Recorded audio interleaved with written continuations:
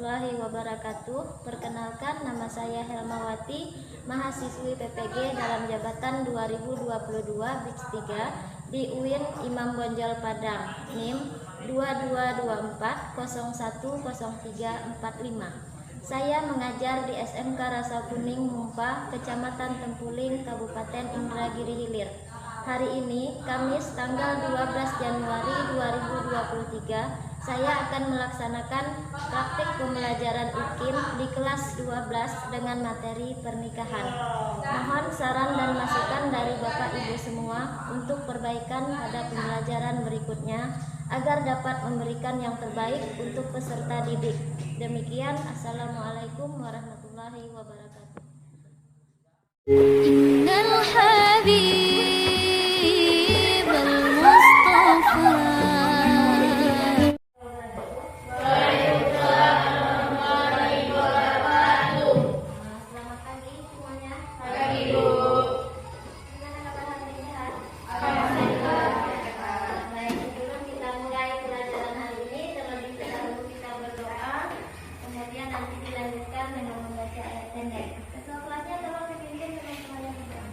Siap, berdoa mulai. Berdoa selesai. Bismillahirrahmanirrahim. Tabbat yada Abi Lahabin wa tab. Ma aghna anhu maluhu wa ma kasab. Sayasla naran zata lahab wa imra'atuhu hammalatal hatab. Fi jidiha hablum min masad. Shadaqallahul azim. Mudah-mudahan dengan membaca doa tadi, pembelajaran kita pada hari ini dapat berjalan dengan lancar dan ilmu yang kita peroleh pada hari ini menjadi berkah. Baik, sebelum kita lanjutkan, mau absen dulu siapa yang tidak ada hari ini? Sabitri Mana Sabitri? sakit. Sakit ya. Mudah-mudahan Sabitri cepat sembuh, bisa kita belajar kembali seperti biasa. Amin. Ini ada sebuah tayangan video, silakan dicermati tentang pernikahan kawin kontrak. Anda kembali di Nusantara Petang, pemirsa. Fenomena kawin kontrak kembali mencuat ke publik setelah ditemukan sejumlah kasus di Cianjur, Jawa Barat. Rata-rata pelaku kawin kontrak adalah mereka yang merupakan wisatawan dari Timur Tengah dengan garis desa yang bahkan masih di bawah umur. Benarkah hanya karena faktor ekonomi kawin kontrak di Cianjur serta sejumlah daerah lain di Indonesia Barat? Lalu bagaimana sisi psikologis wanita korban kawin kontrak di masa mendatang? Selamat menghadirkan dalam dialog Nusantara Petang berikut ini.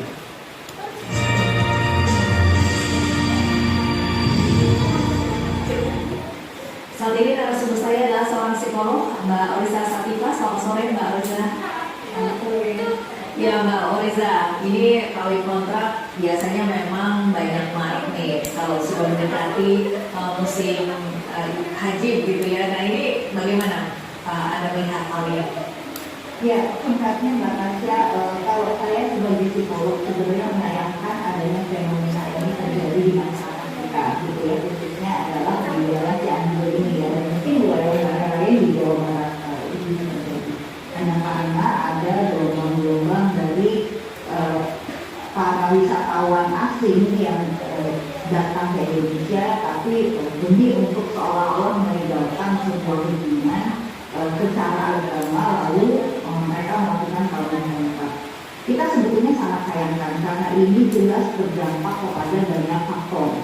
Misalnya yang jelas kalau kita bicara dari sisi psikologi itu akan hancurnya nilai-nilai hidup atau value of living yang dimiliki oleh orang tersebut dan bahkan lingkungannya. Kemudian yang harus kita pahami juga terkait dengan pendekatan yang kita sebut dengan psikologi ini merusak tatanan nilai budaya yang berlaku di masyarakat itu sendiri, belum lagi dari esensi atau hakikat dari pernikahan itu sendiri yang sebetulnya pernikahan ini kan sebenarnya seperti yang sakral gitu ya, walaupun mungkin yang itu misalkan ya dalam Islam ya sudah kalau kita misalkan anggap saja kita berbicara masalah ta'aruf, kalau memang tidak cocok mungkin satu hari bisa cerai itu walaupun tidak diperkenankan tetapi diperbolehkan, maksudnya walaupun dari bentuk perbuatan yang tidak diperbolehkan itu tetapi sebetulnya ya kalau memang konflik tersebut dibiarkan, tetapi bukan berarti membenarkan tindakan yang kita sebut dengan kawin kontrak ini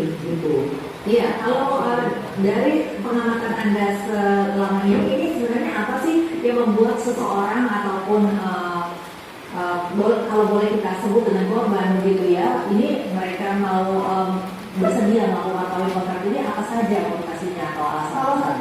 Iya, kalau saya sebetulnya Mbak Tasya melihat apa ya, karakter si korban kita sebut sebagai korban karena kemungkinan orang-orang yang menjadi pelaku atau pasangan dari orang yang maksudnya yang menikah siri orang-orang Indonesia, orang-orang Indonesia ini jelas sepertinya kalau menurut saya tujuan dan motivasinya mereka itu sosok perempuan yang tidak berdaya dan kemungkinan adalah low educated gitu ya, tidak berpendidikan yang tinggi, kemudian ibu yang tidak berdaya dalam arti kata mungkin tingkat sosial ekonomi yang tidak rendah sehingga berikut pertimbangan ekonomi, kemudian menyaksikan tayangan video.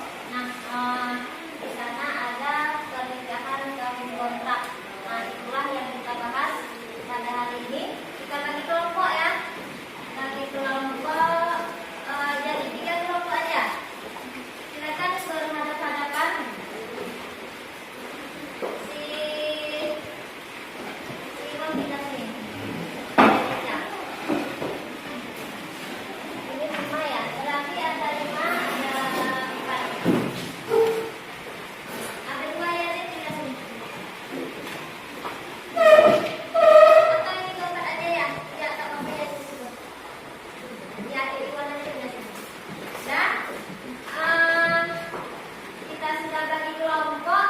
Kelompok 1 ya, kelompok 2, kemudian ini kelompok 3. Kelompok 3 di tengah. Nah, pembahasannya tentang kawin kontrak. Bagaimana menurut kalian kawin kontrak itu dalam Islam?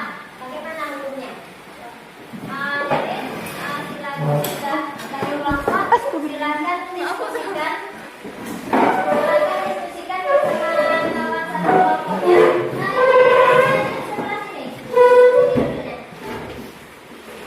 Oh, ini. Oke, silakan berdiskusi tentang kawin kontrak, tapi ibu kasih waktu 15 menit. Kasih waktu 15 menit, silakan berdiskusi.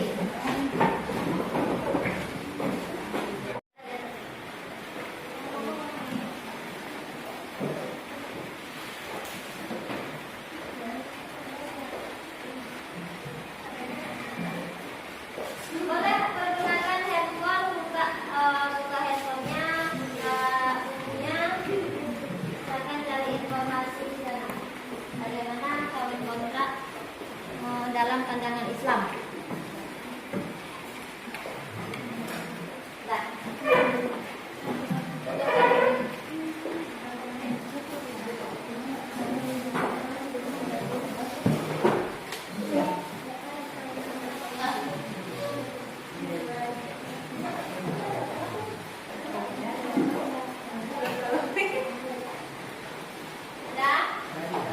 Waktunya sudah habis. Silakan kelompok menyajikan hasil diskusinya yaitu tentang kawin kontrak. Nah, bagaimana menurut kalian kawin kontrak itu? Dan kelompok 1 bagaimana? Menurut kelompok kami, kawin kontrak merupakan perkawinan yang tidak sah dan tidak mempunyai dasar hukum karena sangat bertentangan dengan pasal 1 ayat 7 Undang-Undang Nomor 1 Tahun 1974 dan melanggar asas hukum perjanjian sebagaimana yang diatur dalam KUHP Perdata. Oke, itu menurut kelompok 1. Kelompok 2 bagaimana? Menurut kami, kawin kontrak disebut juga dengan pernikahan total, yaitu pernikahan yang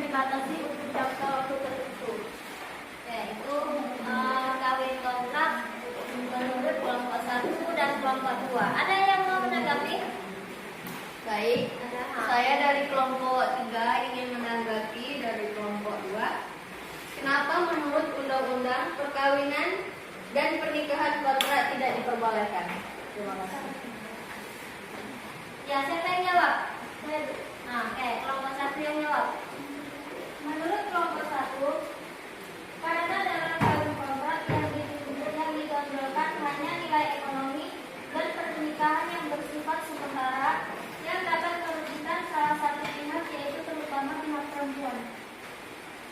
Oke, bagaimana? Ada lagi pertanyaan lain. Jadi perkawinan kontrak itu ada dampak negatifnya, terutama untuk pihak perempuan. Kita merasa kita yang paling dirugikan, ya kan? Oke, ada lagi pertanyaan yang lain.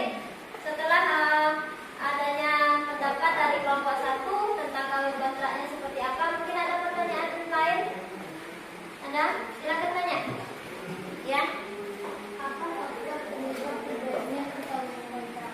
Ya, bagus. Apa faktor penyebab terjadinya kawin kontrak? Nah, apa? Siapa yang bisa jawab? Ibu, Ya. jawabannya pihak laki-laki biasanya dipengaruhi oleh faktor seks, sedangkan pihak wanita karena adanya faktor ekonomi. Oke.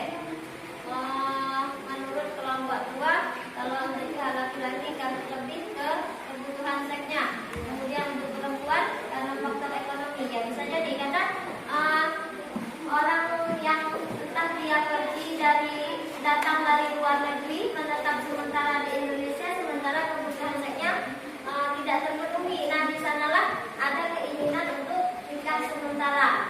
Nah, kita sebagai perempuan tuh merasa rugi, ya kan? Hanya sementara. Cuman yang perempuannya karena ada kebutuhan ekonomi yang mendesak, makanya terjadilah kawin kontrak. Ada lagi pertanyaan yang lain? Ada? Ya, silakan tanya. Ya, Bagaimana kedudukan anak dari kawin kontrak? kedudukan anak yang kawin kontrak bagaimana? Ya. Status anak kawin kontrak sama dengan anak yang lahir di luar nikah karena dia tidak memiliki hak seperti anak dari pernikahan sah lainnya. Ya, ada lagi tanggapan lain? Ada anak yang hasil dari pernikahan kontrak berarti sama dengan anak yang lahir di luar nikah sama dia karena dia tidak punya hak waris di sana, ya. Nah, itu anak hukum anak di luar nikah. Ada lagi? Ada?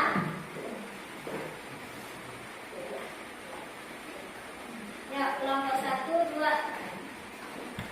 Lagi pertanyaan seputar nikah mut'ah, ya, kelompok 3. Apa dampak negatif dari nikah mut'ah? Nah, apa dampak negatif dari nikah mut'ah? Apa ya? Siapa yang bisa jawab? Oke, kelompok 2. Karena menyalahi nas syariat Islam, karena menghalalkan apa yang Allah haramkan. Karena menghalalkan apa yang diharamkan. Ada lagi pertanyaan lain? Ibu, nah, selain nikah mut'ah, nikah apa lagi yang dilarang dalam Islam? Selain nikah mut'ah, nikah apa lagi yang dilarang? Apa lagi yang dilarang? Nikah apa aja? Apa aja selain nikah mut'ah? Apa lagi? Bu, Ya. selain nikah mut'ah ada beberapa pernikahan yang tidak sah dan dilarang dalam Islam, yaitu pernikahan muhalil, yaitu pernikahan seorang wanita yang telah ditalak 3 oleh suaminya yang karenanya diharamkan untuk rujuk. Kemudian wanita dinikahi laki-laki lain dengan tujuan menghalalkan untuk dinikahi oleh mantan suaminya. Terus pernikahan dalam masa iddah, pernikahan tanpa wali, pernikahan dengan wanita kafir, yang terakhir menikah mahram atau saudara. Bagaimana? Jawabannya? 1. Oke, ada tanggapan dari jawaban si Lydia? Apa? Ada?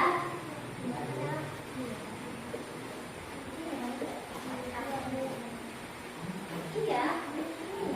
Tapi kan.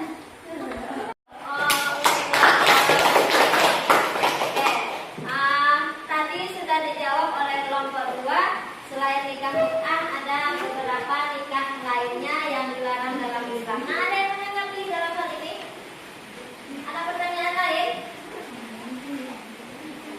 Ya, ada? Ya. Salah satu pernikahan yang dilarang dalam Islam adalah menikahi mahram. Ya. Nah, apa itu mahram? Oke. Salah satu nikah yang dilarang itu dengan menikahi mahram. Pertanyaannya, apa itu mahram? Siapa yang jawab? Baik, saya akan menjawab pertanyaan dari kelompok 1. Mahram adalah orang yang tidak boleh dinikahi. Mahram terbagi menjadi 2, yakni mahram mu'abbad, yakni wanita yang haram dinikahi untuk selama-lamanya, seperti satu keturunan, satu susuan, mertua, bekas menantu dan bekas ibu tiri. Yang kedua, mahram ghairu mu'abbad, yakni mahram yang sebab menghimpun 2 perempuan yang statusnya bersaudara. Bagaimana dengan kelompok 1? Ya, sudah. Oke, beri tepuk tangan dulu.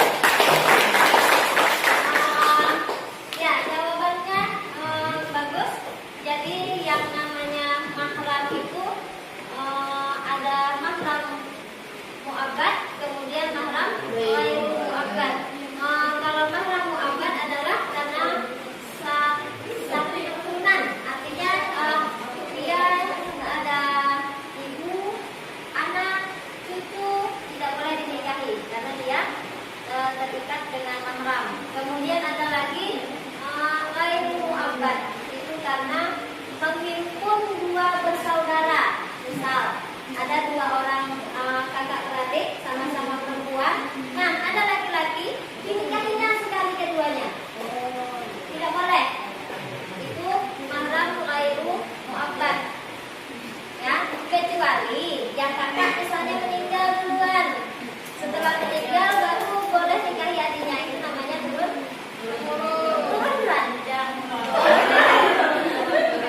ya. Nah, jadi boleh kalau meninggal atau bercerai, yang tidak boleh sekaligus ya, sekaligus. Oke, untuk diskusi hari ini ada pertanyaan lagi? Tidak ada. Tidak ada. Kita tepuk tangan dulu. Yang bagus. Jadi ada yang bisa menyimpulkan? Baik, saya akan menyimpulkan. Kawin kontra atau nikah mut'ah adalah salah satu nikah yang tidak sah dan dilarang dalam Islam. Selain nikah kontra, ada lagi pernikahan yang dilarang, yaitu nikah muhalil, nikah dalam masa iddah, nikah dalam keadaan ihram, dan menikahi mahram. Oke. Itu kesimpulan dari diskusi kita pada hari ini. Kesimpulannya, nikah mut'ah atau kawin kontrak itu dilarang dalam Islam. Kenapa? Karena tidak sesuai dengan undang-undang yang ada di Indonesia. Ya, karena dia nikah siri, tidak ada surat yang didapat ketika dia nikah. Kemudian dalam Islam pun dilarang karena ada dampak negatifnya. Apalagi kita sebagai perempuan rugi kita. Ya, jadi itu pembahasan kita pada hari ini. Untuk minggu depan kita masih tentang kawin kontrak, tentang pernikahan, tetapi mensimulasikan bagaimana cara nikah dengan benar. Nah, itu ada tugas, silakan dikerjakan.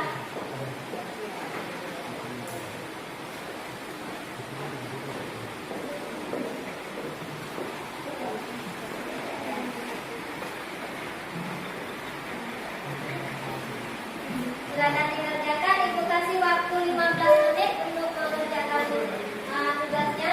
Tugasnya mandiri, ya. Mandiri, satu-satu, tidak berkelompok.